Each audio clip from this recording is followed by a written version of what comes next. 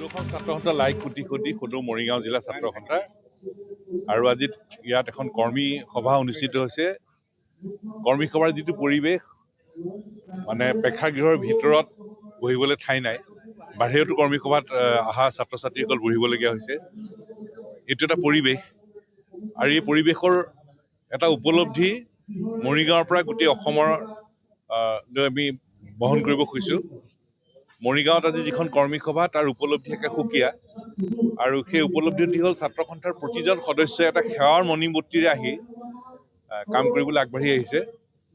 সামাজিক কাম কাজ, ছাত্ৰ ছাত্ৰীৰ সুৰক্ষিত ভৱিষ্যতৰ কাম কাজ, অসমৰ খিলঞ্জীয়া মানুহৰ সুৰক্ষিত ভৱিষ্যতৰ কাম কাজ, এই সকলোতে সেৱাৰ মণিমূৰ্তিৰে কাম কৰিবলৈ ওলাই আহিছে।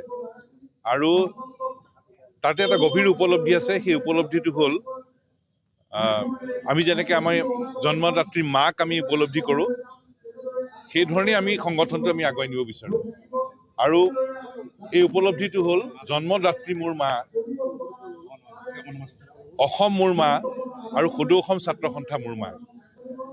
এই উপলব্ধিৰে ছাত্ৰ সন্থাৰ প্ৰতিজন সদস্যই কাম কৰিবলৈ প্ৰয়াস কৰি আছে আৰু সমগ্ৰ অসমত প্ৰতিজন ছাত্ৰ সন্থাৰ সদস্যই এই উপলব্ধিৰে কাম কৰি যাব। জন্মদাত্ৰী মোৰ মা, অসম মোৰ মা আৰু সদৌ অসম ছাত্ৰ সন্থা মোৰ মা। আনটো বিষয় হ'ল যে মৰিগাঁও জিলাখনৰ ছাত্ৰ ছাত্ৰীসকলৰ সুৰক্ষিত শৈক্ষিক ভৱিষ্যত নিশ্চিত হ'ব লাগে।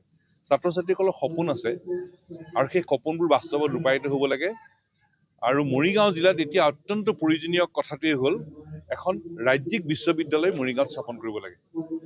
আৰু অসম চৰকাৰক অতি সোনকালেই মৰিগাঁৱত এখন ৰাজ্যিক বিশ্ববিদ্যালয় স্থাপনৰ ব্যৱস্থা কৰিবৰ কাৰণে আমি আহ্বান আৰু দাবী জনালোঁ। আনটো বিষয় হ'ল যে আমি ছাত্ৰ ছাত্ৰীসকলৰ সুৰক্ষিত শৈক্ষিক ভৱিষ্যতৰ কাৰণে আমি কাম কৰি যাম। অসমৰ মাটিত খিলঞ্জীয়া মানুহৰ প্ৰভুত্বৰ সৰ্বকালৰ কাৰণে নিৰ্ণায়ক অধিকাৰ নিশ্চিত কৰিবৰ কাৰণে আমি কাম কৰি যাম। আমাক সাংবিধানিক ৰক্ষা কৱচ লাগিব। যেতিয়ালৈকে নাপাম তেতিয়ালৈকে ক্ষান্ত নহওঁ। সেই দিশত আমি আগবাঢ়ি যাম আৰু এটা অৰ্থনৈতিক সংগ্ৰামৰ দিশেৰে আগবাঢ়ি যাম। প্ৰতিটো পৰিয়ালৰ জীৱন ধাৰণৰ মানদণ্ড উন্নত কৰিবলৈ আৰু প্ৰতিজন ছাত্ৰ ছাত্ৰী যুৱক যুৱতীয়ে সমাজত মৰ্যাদা সহকাৰে জীয়াই থকাৰ পথৰ সন্ধান পাব পৰা আমি পথৰ সন্ধান বিচাৰি আমি কাম কৰিম। আৰু সেইকাৰণেই ছাত্ৰ সন্থা, উন্নতি সভা, অসম সেনা একেলগে আমি কাম কৰি যাবলৈ সিদ্ধান্ত লৈছোঁ। আৰু